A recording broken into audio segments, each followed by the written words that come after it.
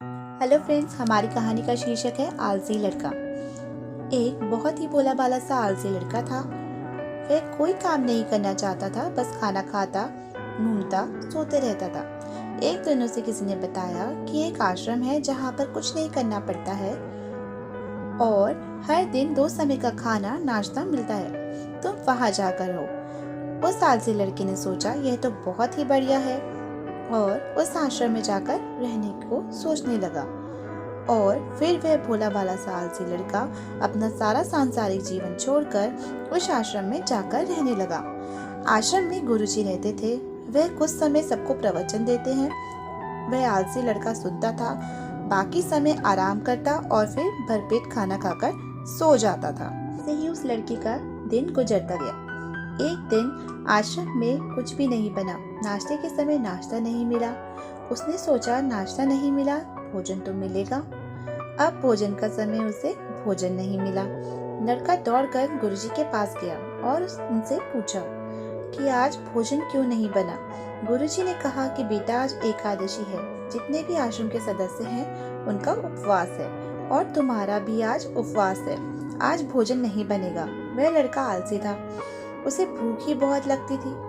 उसने गुरुजी से बोला, मैं उपवास नहीं रखूंगा, मुझे भूख लगी है, मैं खाना खाऊंगा। गुरुजी ने बोला, ठीक है, जाओ भंडारे में से सामान लेके आओ और आश्रम में नहीं, बाहर ले जाकर बना लो। लेकिन याद रखना, भोजन बनाने के बाद सबसे पहले भोग भगवान को लगाना और फिर तुम प्रसाद पाना। वह लड़का बोला, ठीक है, और फिर अनाज लेकर नदी की ओर पहुंचा। भोजन पकने लगा, तैयार हुआ। उसके बाद कहने लगा कि भगवान श्री राम आइए, पधारिए, भोग लगाइए। अब जब उस लड़के को लगा भगवान तो आ नहीं रहे हैं, फिर कहने लगा कि मुझे मालूम है आपको अच्छा खाना खाने की आदत है, मैं नहीं बना पाया और मुझे अच्छा भोजन बनाने भी नहीं आता, लेकिन जो भी रूखा सूखा बना है आकर खा लीजिए। भगवान श्री राम उसकी सरलता पर बहुत ही प्रसन्न हुए और उस लड़के को दर्शन दे दिए। उसने देखा कि भगवान श्री राम आए हुए हैं और उनके साथ माता सीता भी आए हुए हैं, लेकिन लड़के ने सिर्फ 2 लोगों के लिए ही भोजन बनाया था, एक अपने लिए और दूसरा भगवान के लिए। और अब क्योंकि भगवान के साथ माता सीता भी आई हुई थी, तो उसने उस भोजन को माता सीता और भगवान के सामने ग्रहण करने के लिए रख दिया। भगवान श्री राम और माता सीता ने भोजन किया और उसके बाद जब वह जाने लगे तो वह भोला सा आलसी लड़का बोला कि प्रभु आप आए, दर्शन दिए, बहुत अच्छा लगा। मुझे खाने को कुछ नहीं मिला, लेकिन कोई बात नहीं, आपसे एक विनती है कि अगली बार जब आप आए तो कितने लोग आएंगे ये बता दीजिएगा, ताकि मैं उतने लोगों के लिए भोजन बनाकर रखूं। भगवान श्री राम मन ही मन मुस्काए और फिर अंतर ध्यान हो गए। लड़का आश्रम गया, दिन बीतते गए और फिर से एकादशी का दिन आया और इस बार उसने 3-4 लोगों के लिए अनाज ले करके खाना बनाने के लिए नदी के किनारे पहुंचा। उसने बड़ी प्रसन्नता से भोजन बनाया और इंतजार करने लगा कि प्रभु आइए, भोग लगाइए। इस बार लड़का देखता है कि भगवान श्री राम पूरा राम दरबार लेकर आए हैं, जैसे माता सीता, लक्ष्मण, भरत, हनुमान जी और सभी लोग आए हैं। लड़के ने 3-4 लोगों का भोजन बनाया था और इस बार भी भोजन कम पड़ गया। लड़के ने निराश होकर भोजन प्रभु के आगे रख दिया। उन्होंने भोजन किया और फिर चले गए। इस बार भी लड़का फिर से भूखा रह गया। अब लड़का फिर आश्रम गया, दिन बीतते गए और फिर एकादशी का दिन आया और इस बार गुरुजी से कहने लगा कि गुरुजी, मुझे इस बार थोड़ा ज्यादा अनाज चाहिए। गुरुजी सोचने लगे कि यह इतने सारे अनाज का करता क्या है, कहीं इसे बेचता तो नहीं।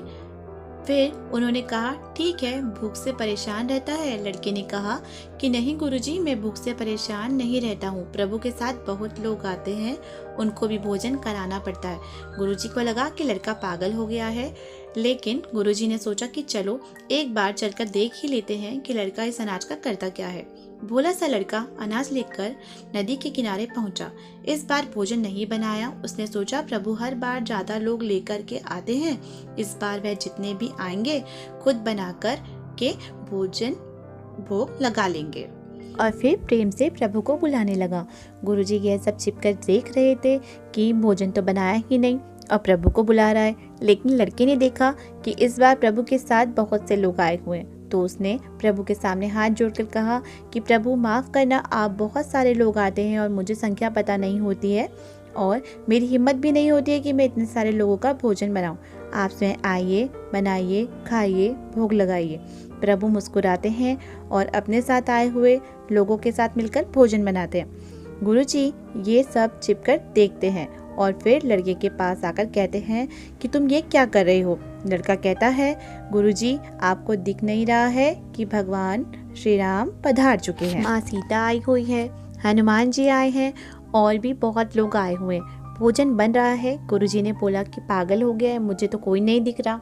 लड़का गुस्सा हो गया और बोला कि आप ये क्या कर रहे हो, एक तो मुझे भूखा रखा है और गुरुजी को दर्शन नहीं दे रहे हो, जो मुझे पागल समझ रहे हैं, कृपया करके गुरुजी को दिख जाओ। भगवान बोले, नहीं मैं इन्हें नहीं दिख सकता। लड़का बोला, क्यों नहीं दिख सकते, मेरे गुरुजी तो बहुत महान हैं, बड़े ही ज्ञानी और ज्ञाता हैं।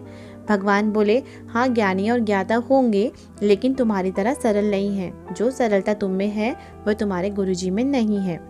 लड़के ने यह बात गुरुजी को कह दी कि भगवान श्री राम कह रहे हैं कि आप में सरलता नहीं है, आप मेरी तरह सरल नहीं हैं, इसीलिए मैं आपको नहीं दिख सकता। गुरुजी की आंखें नम हो गई और रोने लगे और बोले, बिल्कुल सही कहा, मेरे अंदर तुम्हारे जितनी सरलता नहीं है। और फिर माफ़ी मांगने लगे। फिर भगवान ने गुरुजी को भी दर्शन दिए। ये कहानी हमें सिखाती है कि जीवन में सरलता सबसे आवश्यक है। जितने सरल बने रहेंगे उतना जीवन में आगे बढ़ते चले जाएंगे। जब आप सरल होते हैं तो आप खुद भी मुस्कुराते हैं और दूसरों को भी मुस्कान की वजह देते हैं। धन्यवाद। इसी प्रकार की और भी कहानियाँ देखने के लिए कृपया हमें लाइक, शेयर, सब्सक्राइब कीजिएगा और आप बताइएगा आपको ये कहानी कैसी लगी। इसके लिए हमें कमेंट कीजिएगा। धन्यवाद।